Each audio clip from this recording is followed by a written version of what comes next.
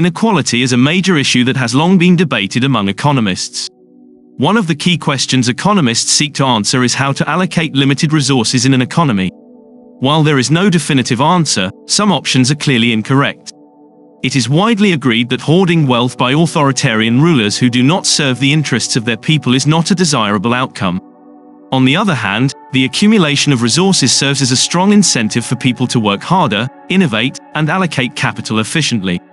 These actions contribute value to the overall economic system, but they also involve challenges, risks, and time-consuming efforts. Failing to reward these actions with a fair share of resources would discourage such activities, resulting in a less prosperous economy for everyone.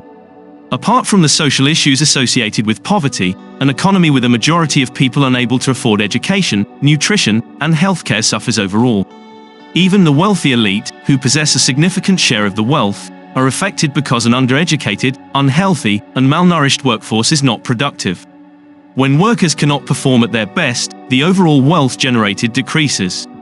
Therefore, even if the top 1% of the population owns a large portion of the economic pie, the pie itself becomes smaller. Consequently, they would be worse off in absolute terms compared to a more equitable distribution of wealth.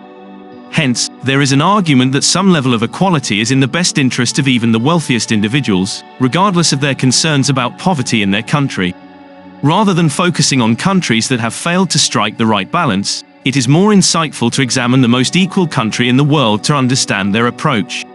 Economists use various tools to determine the most equal country, such as the Gini coefficient.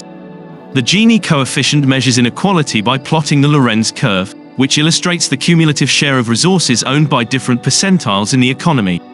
A perfectly equal economy would have a 45-degree line on the Lorenz curve, meaning that every percentile owns an equal share of income. In reality, no economy achieves perfect equality, and the area above the Lorenz curve represents inequality.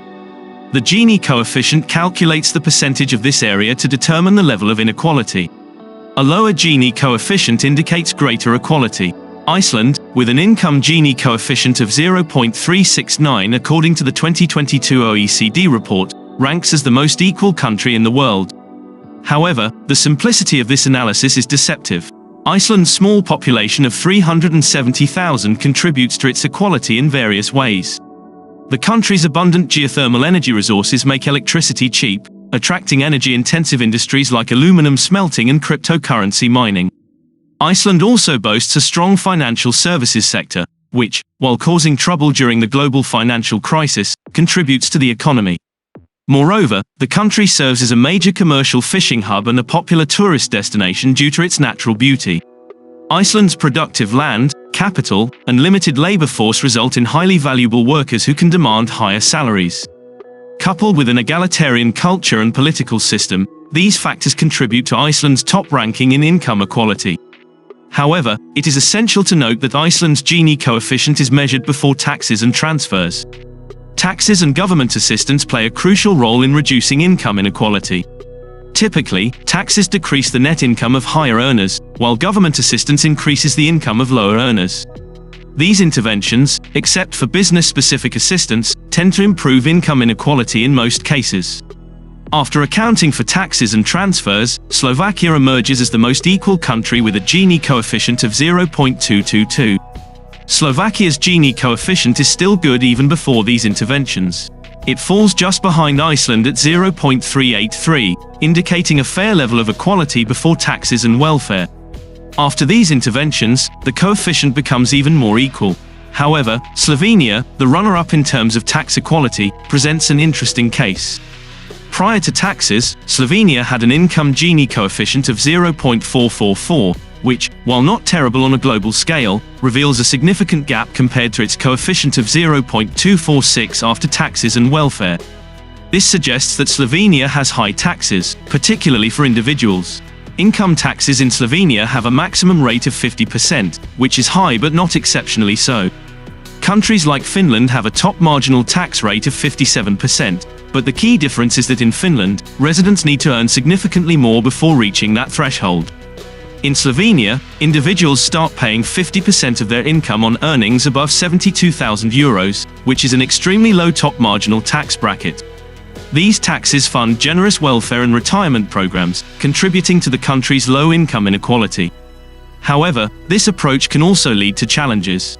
The economist Arthur Laffer proposed the Laffer curve as another factor to consider in national income equality. This curve represents the relationship between total government revenue and the effective tax rate, ranging from 0% to 100%. When the effective tax rate is 0%, government revenue is obviously zero, but it increases as the rate rises.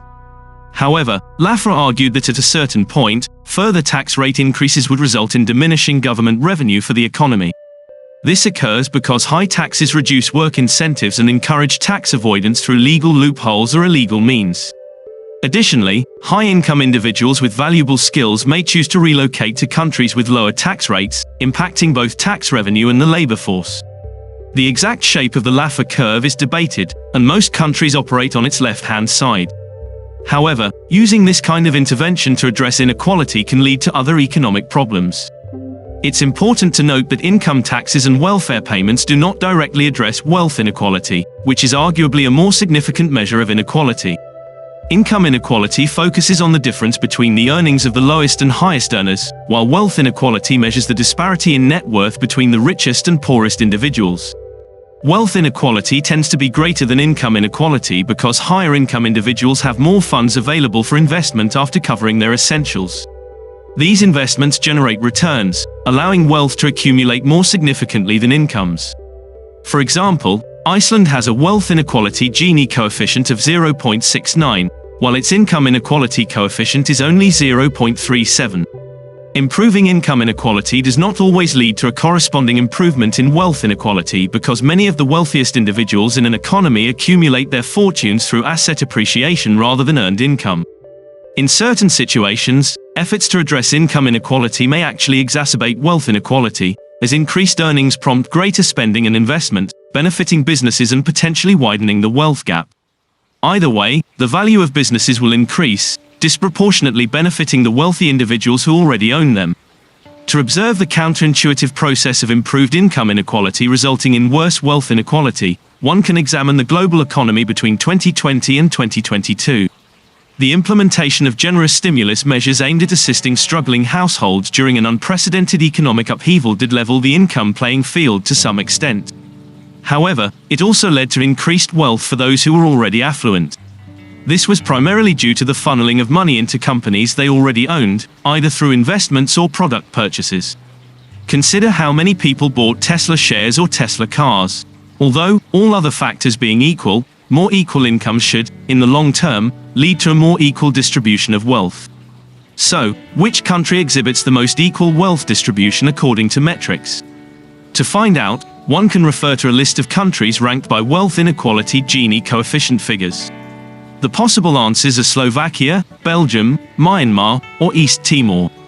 However, comparing wealth inequality figures between countries is more challenging than comparing income inequality figures due to several reasons. First, data collection is not as straightforward. Most major economies worldwide tax income and track it through tax agency databases. However, only a few countries have wealth taxes, resulting in limited tracking of wealth by governments. The list used in this discussion combines data from 4 different sources, each employing slightly different methodologies and data collection techniques. Wealth is also a subjective concept. Determining the value of assets like houses or cars at any given time can be difficult, but these assets constitute a significant portion of many people's total wealth. Moreover, wealth can go into negative territory when individuals accumulate debt. Although someone with a negative net worth but possessing cash and student loans might technically fall into the bottom 1% by net wealth, they may still have a better quality of life and earning potential compared to someone with only $5 in their pocket. In countries like Myanmar and East Timor, limited financial institutions make it challenging for people to accumulate debt, contributing to their level of wealth inequality. At the top end, wealth inequality becomes more complex, as the presence of extremely wealthy individuals can skew results for entire countries. For instance, if a group consists of 1 billionaire and 999 individuals who are financially broke, the average wealth of that group would be in the millions. Similarly, just a few highly affluent individuals can distort the Lorenz curve, making an economy that is otherwise egalitarian appear to be an oligopoly. According to the best available Gini coefficient statistics, the Netherlands, Sweden, and Denmark technically have a higher level of wealth inequality than Saudi Arabia and South Africa. However, it is evident that being working class in Sweden is far more desirable than in South Africa. This highlights another aspect of wealth inequality. It is not inherently problematic unless it leads to impoverishment. As the world has grown wealthier, inequality has also increased due to the capacity for extreme wealth generation. Personally, I would prefer to live in an economy where the average person is worth $100,000 with a few billionaires, rather than an economy where everyone is equally worth $10,000. While this argument may seem simplistic, it recognizes that the development of industry and innovation in the modern world has largely been driven by the profit motive. Wealth inequality poses significant challenges for economists in terms of measurement and analysis. It is difficult to determine an accurate measure of wealth inequality, making it a complex issue to address. While some suggest that limiting the wealth of the extremely rich could improve living standards for average people, this solution may not be effective unless the wealth has been obtained through corruption or actively stealing from regular individuals. In certain cases, such restrictions can even harm the overall economy by discouraging wealthy individuals from reinvesting their capital into risky ventures due to the lack of potential gains. However, it's important to note that this is not an exhaustive list of the challenges economists face when addressing inequality. Now, let's focus on identifying the most equal country in the world, which is likely Australia. While Australia doesn't have the lowest income Gini figures compared to Eastern European or Scandinavian countries, it excels in a crucial inequality metric, the desirability of being a working class person in the country. If given the choice, many would prefer Australia. The average Australian is relatively wealthy, often competing with Switzerland for the title of the world's wealthiest people. Additionally, even the median Australian fares well globally, with a net worth of $238,000, where half the population is richer and the other half is poorer. Furthermore, the bottom 80% of the population in Australia owns 27% of the country's wealth, compared to only 15% in the USA. Australia enjoys several advantages that contribute to its equality. It is an attractive destination for global investments and has a significant mining industry. Moreover, its relatively small population, as we previously discussed, aids in achieving equality. The country also implements policies that support the average person while promoting entrepreneurship. Apart from taxation and welfare, the third method governments employ to control inequality is through policies related to minimum wages. Australia consistently maintains the highest minimum wage rate globally. Additionally, employers are obligated to contribute to their employees' retirement funds, regardless of their working arrangements. These mandatory retirement savings, which can only be accessed at the age of 60, accumulate rapidly, especially when paired with world-leading wages. With a remarkably low unemployment rate, the average working Australian can build a comfortable life in some of the most livable areas globally. Of course, challenges persist, particularly regarding housing affordability in major cities, given the concentration of wealth in specific regions within the vast country.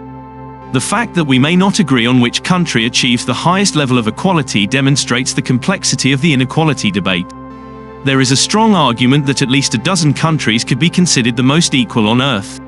That's it for this video. So, what do you think? Feel free to discuss in the comments section below. Thanks for watching, and if you enjoyed this episode, subscribe to Trending Updates.